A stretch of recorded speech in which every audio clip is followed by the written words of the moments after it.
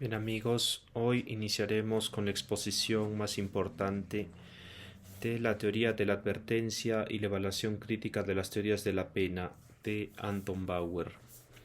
Hoy se va a exponer una obra poco conocida, pero extraordinariamente importante para comprender la evolución histórica de la teoría de la pena. Me refiero a este libro de Anton Bauer en donde se expone y evalúa todas las teorías de la pena. Anton Bauer nació en Hamburgo y fue profesor de Derecho Penal y uno de los representantes más importantes de la ciencia penal alemana a comienzos del siglo XIX. Su obra se desarrolla en un periodo decisivo para la evolución del derecho penal, porque coincide con el surgimiento de las grandes discusiones sobre el fundamento de la pena y los límites del poder punitivo del Estado. Según destaca Eugenio Zaffaroni en la presentación de la obra de Bauer, Bauer es uno de los autores más utilizados y menos citados de la historia de las teorías de las penas, porque muchas de las clasificaciones modernas entre teorías absolutas, relativas y mixtas tiene su antecedente en los esquemas sistemáticos elaborados por Bauer. Por ello, más que formular únicamente una teoría propia, Bauer realiza una verdadera reconstrucción crítica de todas las teorías penales conocidas en su época. La pregunta central que Bauer intenta responder es sencilla pero fundamental. ¿Por qué castiga el Estado? Para Bauer, una teoría penal no debe limitarse a explicar por qué existe la pena. Debe además justificar el derecho estatal de castigar, explicar el concepto del delito, determinar la función de la ley penal y ofrecer criterios racionales para la imposición de una pena. Solo una teoría capaz de cumplir todas estas funciones puede aspirar a convertirse en una verdadera teoría general del derecho penal. Primero, crítica general a las teorías de la pena. Bauer comienza observando que numerosas teorías justifican la pena por los efectos que produce. Algunas sostienen que la pena corrige al delincuente, otras afirman que evita futuros delitos, algunas consideran que protege al Estado. Sin embargo, Bauer sostiene que todas estas teorías incurren en un mismo error: confunden los efectos útiles de la pena con el fundamento jurídico. Según Bauer, el hecho de que una pena puede intimidar, corregir o prevenir delitos futuros no significa que esas consecuencias constituyan la razón jurídica por la cual el Estado está autorizado a castigar. Dicho de otro modo, una cosa es el efecto de la pena y otra es su fundamento distinto. 2. Iniciamos con las teorías absolutas de la pena. Una vez establecido qué debe entenderse por una teoría penal, Bauer procede a clasificar las distintas teorías de la pena. Las teorías retributivas alcanzaron una formulación particular, influyente en la obra de la Metafísica de las Costumbres, publicada por Immanuel Kant en el 1797. En este libro, Kant sostiene que la pena constituye una exigencia de justicia y no un instrumento destinado a obtener beneficios sociales futuros. Bien, aquí la primera gran categoría es de las llamadas teorías absolutas. Estas teorías sostienen que la pena encuentra su fundamento en sí misma. No se castiga para alcanzar un fin futuro, sino porque el delito exige una respuesta jurídica. Así, la pena sería una exigencia de justicia derivada del propio hecho delictivo. Bauer distingue diversas formas de retribución. Hay que distinguir, primero, retribución moral, defendida por autores como Jacob y David, según la cual el delito genera una deuda moral que debe ser compensada mediante una pena. En segundo lugar, tenemos la retribución jurídica, que considera que la pena compensa la lesión producida al orden jurídico. Asimismo, Bauer diferencia entre ius talionis, talión material y formal. El material consiste en devolver exactamente el mismo mal causado por el delincuente. Es la clásica formulación conocida como el ojo por ojo, ¿no? diente por diente. Y el talión formal, por su parte, no exige reproducir exactamente el daño, sino imponer un mal equivalente en gravedad. Dentro de esta tradición ocupa un lugar destacado Immanuel Kant, como se indicó, representante de estas teorías en las que encontramos sus inicios. Para Kant, así, la pena constituye la exigencia del imperativo categórico y debe imponerse porque la justicia así lo requiere. El delincuente merece ser castigado independientemente de cualquier utilidad futura que pueda haber. Sin embargo, Bauer formula una crítica a estas teorías. Sostiene que incluso la retribución persigue un fin, porque busca compensar una lesión o restablecer un equilibrio alterado. En consecuencia, deja de ser verdaderamente absoluta. Además, Bauer considera que la retribución no ofrece criterios satisfactorios para determinar la cantidad de pena, porque no sabemos cómo medir exactamente la culpabilidad, cómo traducir una lesión moral en una cantidad determinada de sufrimiento. Según Bauer, estas preguntas no encuentran una respuesta convincente. Particularmente se ve en la crítica al talión, ¿no? Aquí Bauer señala que numerosos delitos hacen imposible la aplicación literal del principio de igualdad. Delitos como la violación, como el adulterio, como el incendio, la alta traición, no admiten estos delitos una reproducción exacta del mal causado. Por ello, incluso quienes defienden el talión terminan en teorías sustitutas, abandonando así el propio principio que pretendían defender. Bauer llega incluso a sostener en estas teorías que la retribución pura corre un riesgo de convertirse en una forma jurídicamente organizada de venganza, porque responder al mal con otro mal sin finalidad preventiva ni reparadora difícilmente puede diferenciarse de la venganza institucionalizada. Finalmente, Bauer concluye que las teorías absolutas resultan insuficientes porque no explican adecuadamente el fundamento del castigo ni ofrecen criterios satisfactorios para determinar la pena. 3. Ahora vamos a pasar a las teorías reparadoras de la pena. Después de examinar las absolutas, Bauer analiza las llamadas teorías reparadoras o restitutivas. Estas sostienen que el delito produce un daño ideal al orden jurídico y la función de la pena consiste en reparar dicho daño. No se trata solamente de compensar a una víctima, sino de restablecer la autoridad de la ley, restablecer la confianza de los ciudadanos y reafirmar la vigencia del orden jurídico. Uno de los principales representantes de esta corriente fue Welcker.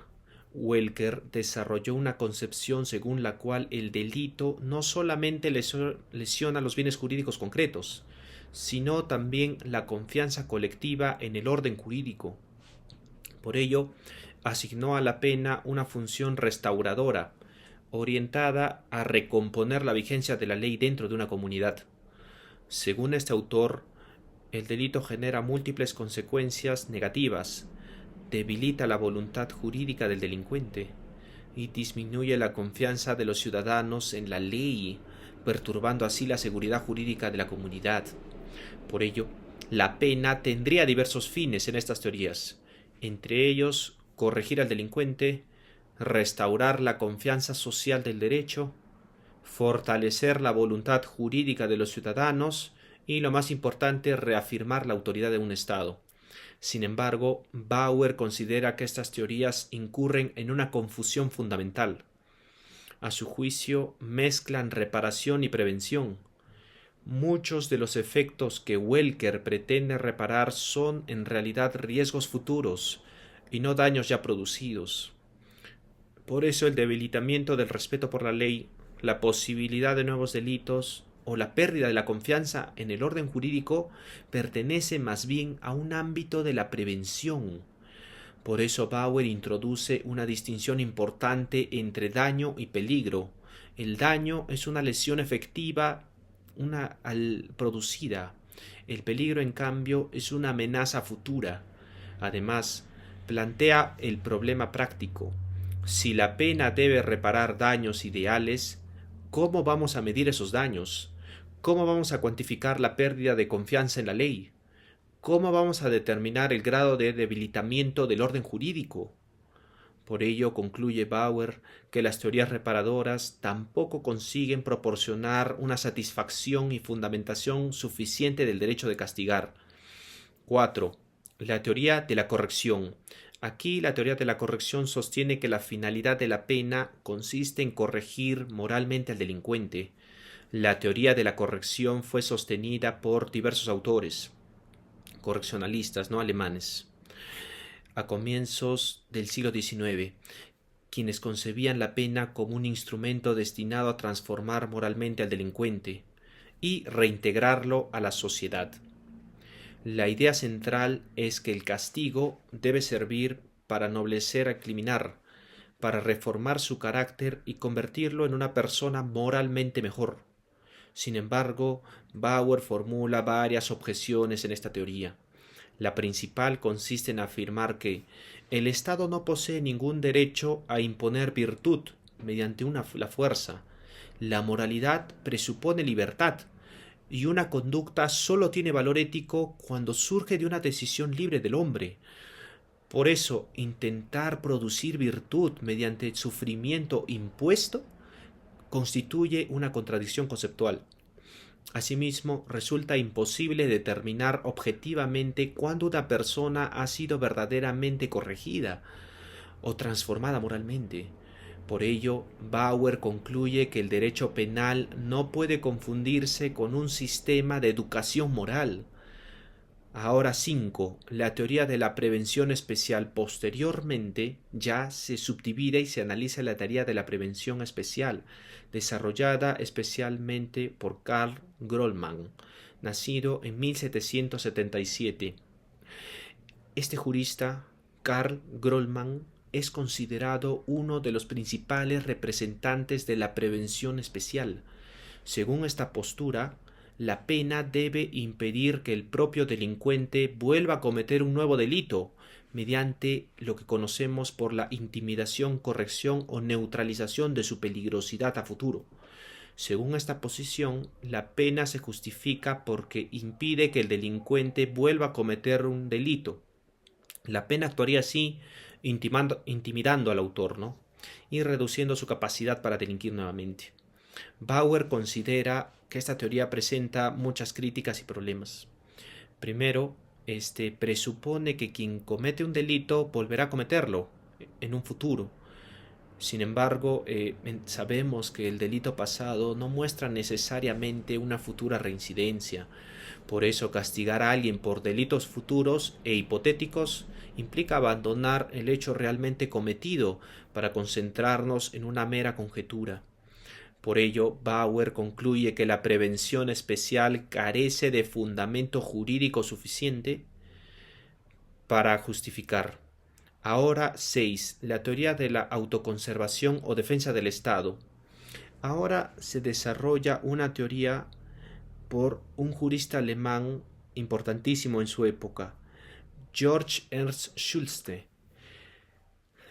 George intenta fundamentar la pena mediante una analogía interesante de la legítima defensa. Sostiene que los individuos, así como los individuos tienen derechos a defenderse frente a agresiones injustas, también el Estado tiene derecho a reaccionar frente a quienes ponen en peligro el orden jurídico. Según esta posición, el Estado tendría el derecho de autodefensa semejante al derecho de la legítima defensa que poseen los individuos. Por ello, la pena sería entonces un mecanismo mediante el cual el Estado se protege frente a quienes lesionan el orden jurídico.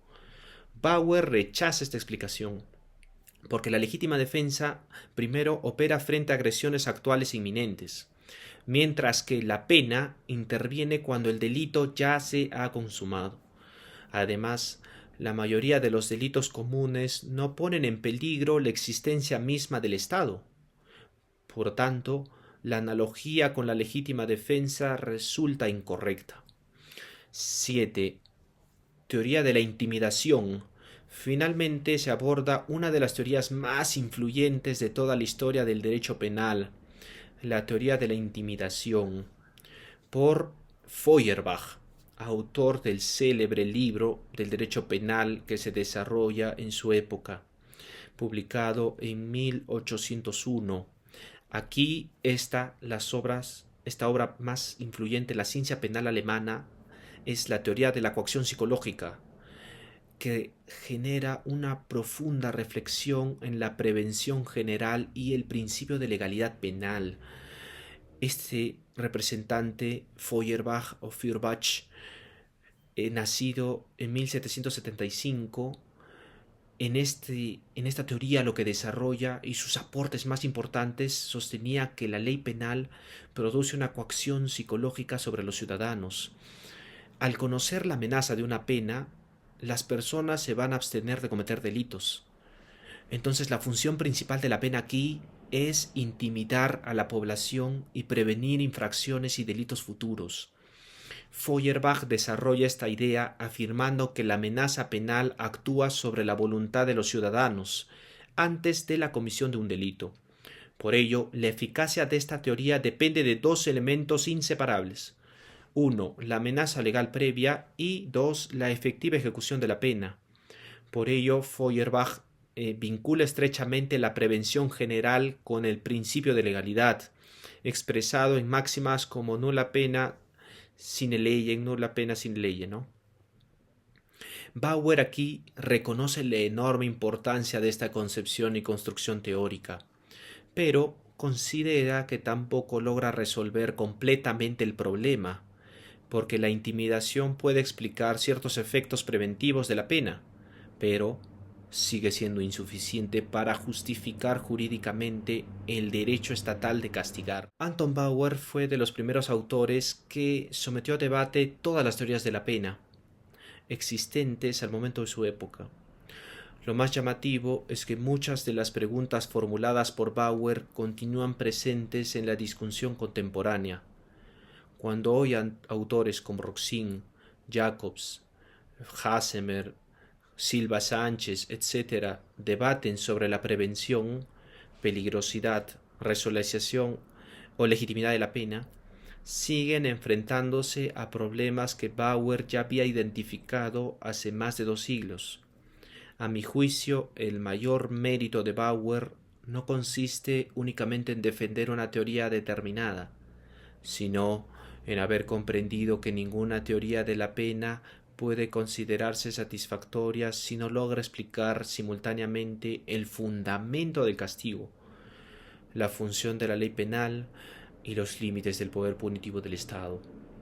Por ello, hablar de Bauer no constituye solo a un ejercicio histórico, es una invitación permanente a reflexionar sobre una pregunta que sigue abierta en nuestros días.